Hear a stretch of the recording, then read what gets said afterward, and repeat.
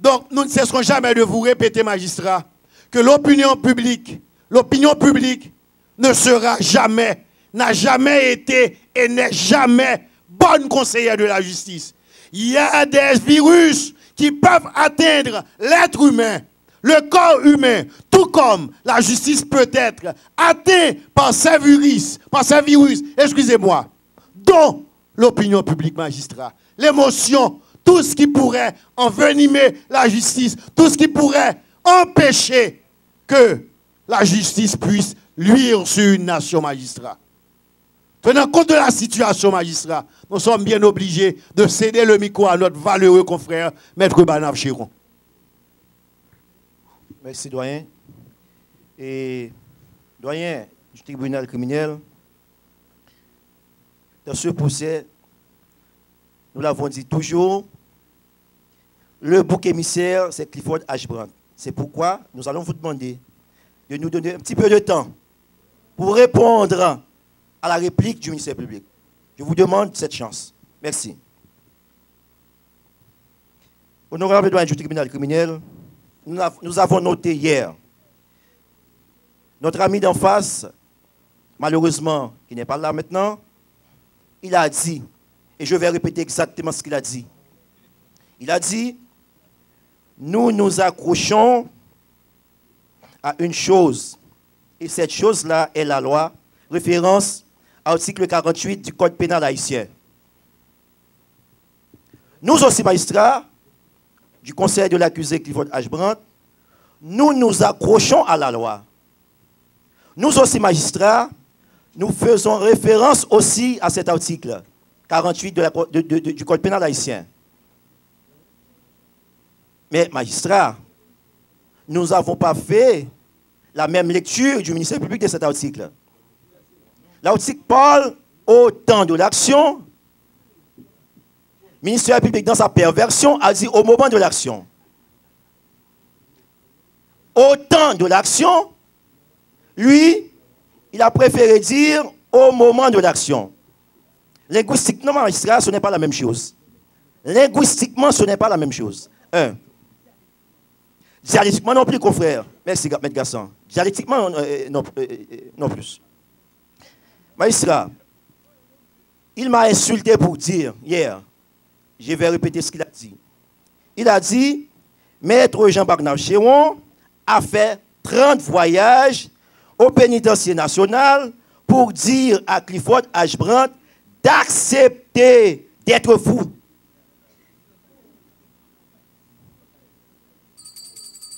Il a dit, magistrat,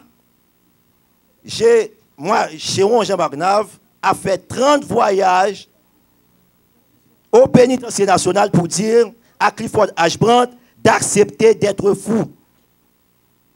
Magistrat, écoutez, je n'ai jamais dit que nos confrères en face ont menti, mais cette fois-ci, magistrat, c'est un mensonge. Cette fois-ci, c'est un mensonge, pur mensonge. Et, magistrat, c'est de l'irrespect à un confrère de mentir en pleine séance, à l'audience. J'ai mis la parole. Mon ami, quand je parle, vous vous taisez, s'il vous plaît. Honorable doyen du tribunal criminel, je ne tolère pas ça. Jamais. Magistrat, écoutez. Nous disons, le droit est une science, et en tant que science, ce sont les professionnels en droit qui appliquent cette science. Le droit est une science, et c'est élémentaire, magistrat. Tous les étudiants le répètent tout le temps, tout fait avancer doit être prouvé. Et, magistrat, en vertu de ce principe, nous apportons au tribunal, par devant vous, des preuves que nous n'avons pas inventées, que des scientifiques ont rédigé des rapports d'expertise, et ces rapports d'expertise, magistrat, en tant que preuve scientifique, peuvent être combattus par des contre-preuves scientifiques. Un fait avancé, le fait est prouvé, la partie qui n'accepte pas que cette partie-là, magistrat, vienne avec la preuve contraire. C'est ce que nous avons dit. Et c'est ce qui est en droit. Honorable doyen du tribunal criminel, notre ami d'en face a aussi répété, et nous avons écrit, la partie d'en face, à savoir le conseil de l'accusé Clifford Ashbrandt, il a dit, et je vais lire, il a dit que le ministère public a laissé passer cette chance de faire une contre-expertise. Bien sûr, nous l'avons dit, nous le maintenons, et c'est seulement, magistrat, une contre-expertise scientifique qui pourrait contrecarrer, détruire la preuve scientifique que nous avons amenée aussi par devant vous. Nous l'avons dit. Honorable doyen du tribunal criminel, il a aussi ajouté, nous n'avons aucune preuve pour justifier que les accusés ont été battus à la DCPJ. C'est correct. Mais est-ce que aussi, magistrat, ce ministère public a des preuves pour dire le contraire des rapports d'expertise? Il n'a pas de preuves pour justifier que les accusés ont été battus. Mais maintenant, la question, est-ce qu'il a des preuves pour dire le contraire de l'expertise, des rapports d'expertise? Quelle est cette preuve? Où est cette preuve? Honorable doyen du tribunal criminel, dès le début jusqu'à aujourd'hui, nous n'avons rien avancé par devant votre tribunal sans une référence, sans citer un auteur, et surtout des grands auteurs. Notre confrère d'en face, en retard, malheureusement, il a l'édition de Jean-Claude Soyer, la 19e édition. Nous avons la 21e édition. Nous avons la 21e édition. Il est très en retard. Très en retard. Eh bien, magistrat, nous sommes à la page 324 de droit pénal et procédure pénale, Jean-Claude Soyer. Qu'est-ce que nous lisons pour vous, magistrat? Nous lisons. Parlons des expertises. Quelle page? Page 324. 21e édition. 21e édition. Les expertises. Nous lisons. Certaines constatations matérielles ne peuvent être faites ou exploitées profitablement que par des spécialistes disposant des connaissances techniques et qui sont les experts. Leurs investigations, appelées expertises, sont utiles ou indispensables dans de nombreuses hypothèses. Par exemple, relevé et interprétation des empreintes, indispensable. Examen des projectiles, indispensable. Vérification comptable, indispensable. Analyse chimique, examen médicaux, autopsie de la victime, état mental de la personne poursuivie. Indispensable pour la justice. Indispensable pour la justice. Et magistrat, aussi nous sommes à la page 325 et nous lisons: l'expert est tenu de prêter préalablement serment d'apporter son concours à la justice en son honneur et en sa conscience. Magistrat, je rappelle pour votre tribunal, en dépit des intimidations faites par le ministère public, mon ami de face, en dépit de ces intimidations à l'endroit des experts, pour leur dire, nous pas qu'à presser, nous pas qu'on arrêter nous. En dépit de ces intimidations, les experts, en déposant, en témoignant par devant vous, ont repris les mêmes conclusions insérées dans leur rapport d'expertise. Ils ont conclu à la maladie mentale de Clifford Ashbrandt. Tous les experts, unanimement, s'accordent pour dire Si vous me demandez que si M. Clifford H. est fou, est dément, jamais vous n'entendez pas ça dans ma bouche. Mais, si vous me demandez si Clifford H. est malade, je vous dis oui, il est un malade mental. Honorable doyen du tribunal criminel, nous avançons avec des textes en main et nous sommes à la page 364 du professeur Jean-Claude Soyer. Jean-Claude Soyer. Magistrat, l'éclairage de personnalité. Lui, dans sa réplique, il a parlé d'éclairage de personnalité. Mais je vais dire ce qui c'est l'éclairage de personnalité. Les divers rapports concernant la personne mise en examen sont réunis dans un dossier dit de personnalité ou code de personnalité qui peut ou qui doit guider les juridictions de jugement dans la détermination de la peine, qui doit guider les juridictions de jugement dans la détermination de la peine. Honorable doyen. Les scientifiques magistrats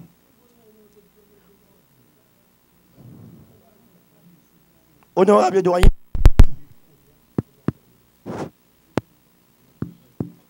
Honorable doyen.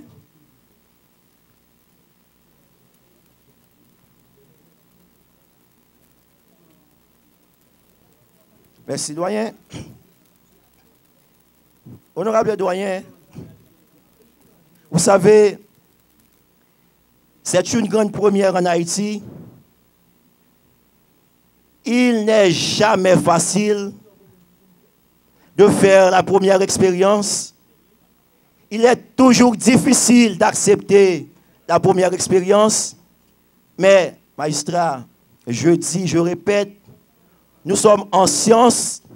Cette première expérience, cette grande première, doit servir de guide pour la justice haïtienne, à savoir un procès basé sur la science, un procès basé sur la technique et magistrat. Désormais, vous le savez déjà, la science est au service de la justice. Honorable doyen du tribunal criminel, est-ce que les experts qui ont témoigné ici n'ont pas prêté serment, comme l'exige la loi? Oui, ils ont prêté serment. Comment ils ont travaillé? Séparément. Pourquoi ils ont travaillé séparément? Pour éviter l'influence, le syndrome de l'influence. Et magistrat, tous ces experts-là ont été assistés par un étranger, un agent de la ministère, un médecin psychiatre, Moïse Dossa. Moïse Dossa. Nous avons son magistrat toujours avec le professeur Jean-Claude Soyer. Et nous sommes à la page 367, magistrat. Nous sommes à la page 367. Magistrat, nous lisons pour vous, dans le cas particulier d'une expertise concernant l'état psychique de la personne mise en examen, si les conclusions de l'expertise vont dans le sens de l'irresponsabilité pénale, la partie civile, l'accusation ou l'accusation peut demander une contre-expertise. Magistrat, honorable doyen du tribunal criminel, nous avons signifié les copies de nos rapports d'expertise au parquet de Port-au-Prince pour leur dire, nous avons des pièces que nous entendons utiliser dans ce procès. Eh bien, voici, nous vous communiquons ces pièces. Magistrat, comme les mots d'ordre étaient ces formalités, nos techniciens en face, les valeureux représentants du ministère public, n'ont pas jugé nécessaire de provoquer une contre-expertise, se cachant derrière cette phrase tortueuse. Comme si, magistrat, cette simple formalité allait influencer le tribunal. Dommage. Dommage. Honorable doyen du tribunal criminel, nous avançons plein de choses et nous ne cessons jamais de citer ce grand criminologue, ce professeur, Jean-Claude Soyer. Magistrat, nous sommes à la page 392. Nous sommes à la page 392. Nous sommes à la page 392. Jean-Claude Soyer. Magistrat, nous lisons pour vous. Les juridictions de jugement ont pour mission de trancher le débat sur les preuves et contre-preuves fournies des parts et d'autres par les parties. Les preuves et contre-preuves. Magistrat, nous avançons des preuves par devant votre tribunal. Seules des contre-preuves peuvent détruire ces preuves. Magistrat, nous avons amené par devant votre tribunal des expertises scientifiques.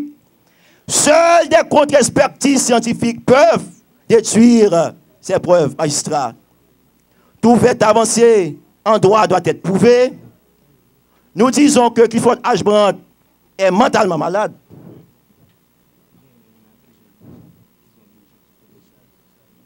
Le tribunal accorde une suspension de 3 minutes. Vous pouvez annoncer la vie de l'audience ici. L'audience est reprise.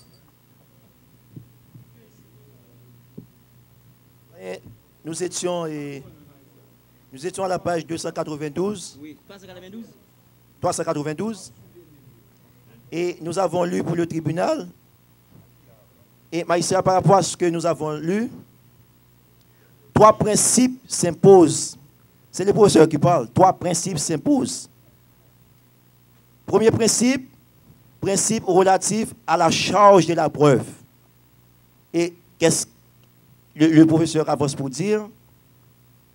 Dans ce principe, si la partie publique ne parvient à faire qu'une preuve insuffisante, s'il subsiste un doute, le doute s'interprète en faveur de l'accusé en vertu du principe in dubio pro reo.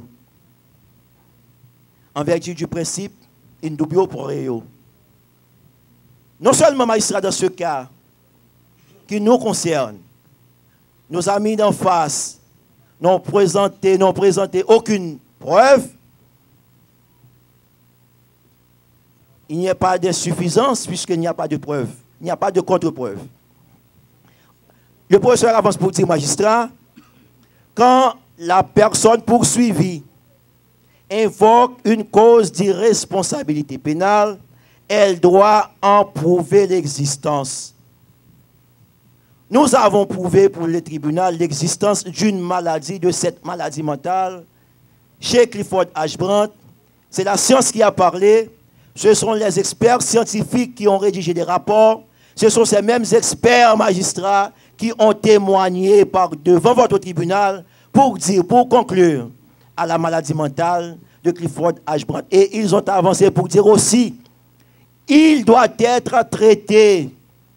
Il doit être traité